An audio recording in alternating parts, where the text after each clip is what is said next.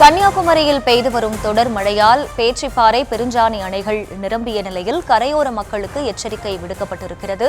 கூடுதல் விவரங்களை செய்தியாளர் சதாம் வழங்க கேட்கலாம். சதாம், வணக்கம். விவரம். வணக்கம். அதாவது இன்று 11 மாவட்டங்களில் கனமழை பெய்யக்கூடும் என வானிலை ஆய்வு மையம் தெரிவித்திருந்தது. அதே போல தமிழ்நாட்டில் 11 மாவட்டங்களில் இன்று கனமழை பெய்யக்கூடும் எனவும் வானிலை ஆய்வு மையம் தெரிவித்துள்ளது. வங்கக்கடலில் நாளை மறுநாள் புயல் உருவாக வாய்ப்புள்ளதாக வானிலை ஆய்வு முன்னதாக இதுவும் தெரிவித்துள்ளது. தெற்கு அந்தமான் கடல் பகுதிகளிலும் அதே போல ஆழ்ந்த காற்றழுத்த தாழ்வு பகுதி இன்று தென்கிழக்கு வங்கக்கடல் பகுதிக்குள் நுழைந்து காற்றழுத்த தாழ்வு மண்டலமாக மாறும் என கணித்துள்ளது.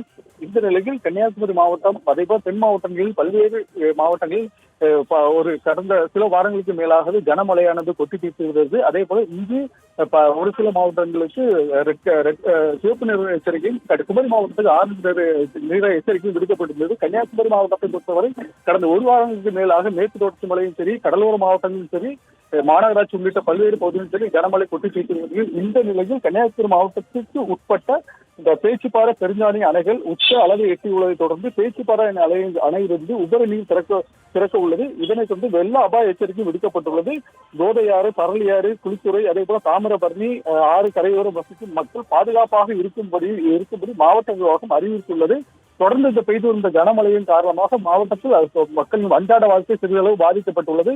பெய்து வந்த மழையின் காரணமாக அதே போல அணை அதே போல ஆறுகள், குளங்கள் வேகமாக கணிசமாக தற்போது நிரம்பி வருகிறது.